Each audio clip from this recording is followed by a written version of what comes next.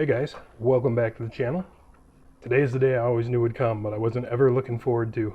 I have lost my first lithium ion Ryobi battery. This guy's almost exactly 4 years old, and he only reports 1 bar, and the charger won't charge him. I measured the voltage on it already, and it's down to 8 volts permanently, which means at least one cell inside this thing has died. And I'm kind of at a loss for what to do with it. But before we can do anything with it, we're going to take it apart, or see if we can take it apart, and we'll go from there and see what our options are. Like all things made within the last 20 years, they put it together with security Torx screws, and then they plugged this one right here, and that's annoying for two reasons. One, I bought this security Torx set that you see right here in 2001.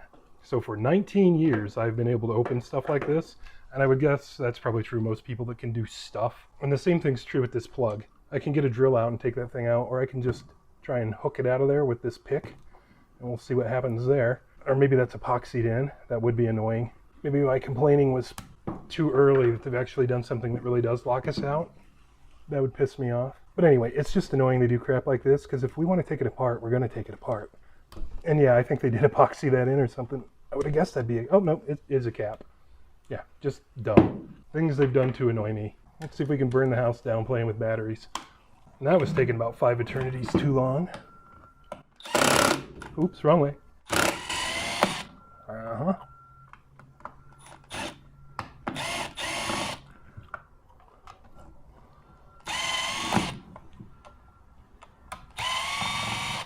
Gonna let me in. Yeah. Okay, let's not try and short things out just immediately. Burning down the house actually was just a joke, so. Okay. Hey, are some of those screws different lengths? No. Okay. Come on, yo. Good grief, there's a bunch of crap in here. How's it want to come out?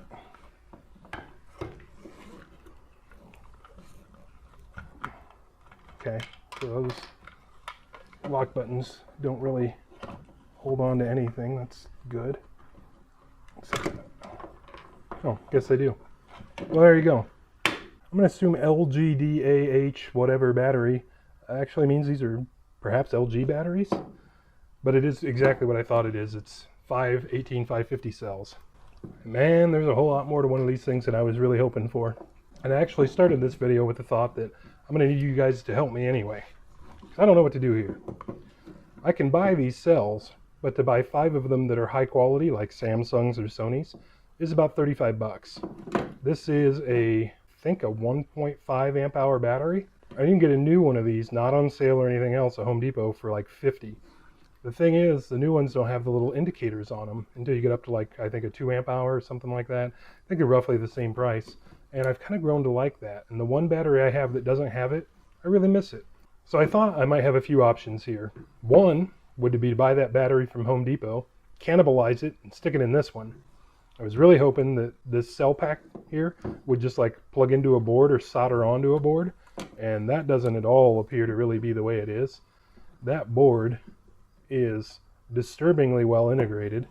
I don't know if I can pop those leads out. I really don't want to anyway, because I kind of want to put this thing back together for storage.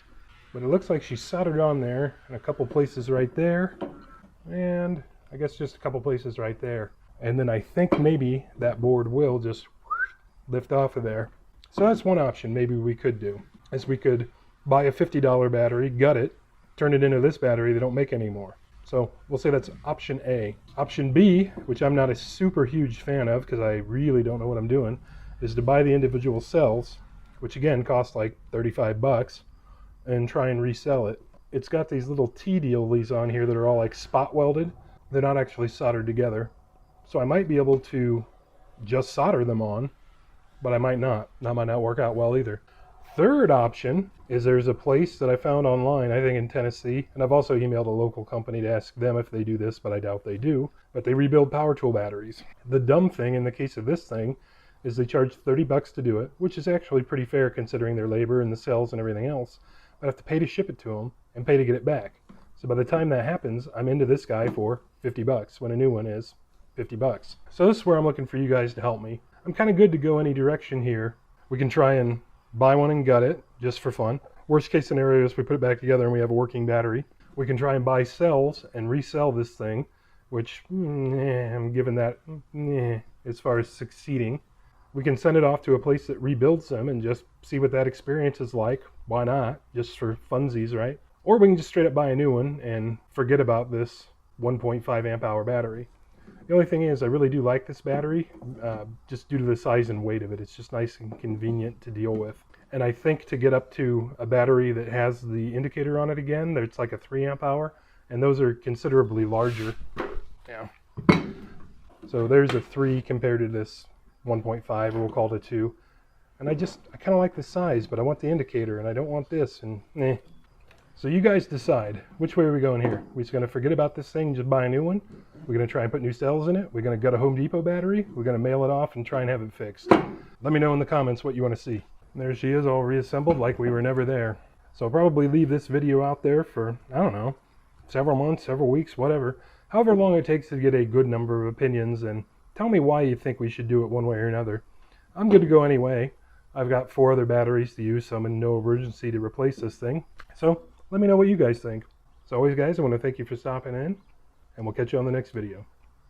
I'm Max, that's Saddington Bear, and we make videos like this all the time. Here are a couple links to some other videos we've made, and we really appreciate you guys stopping in.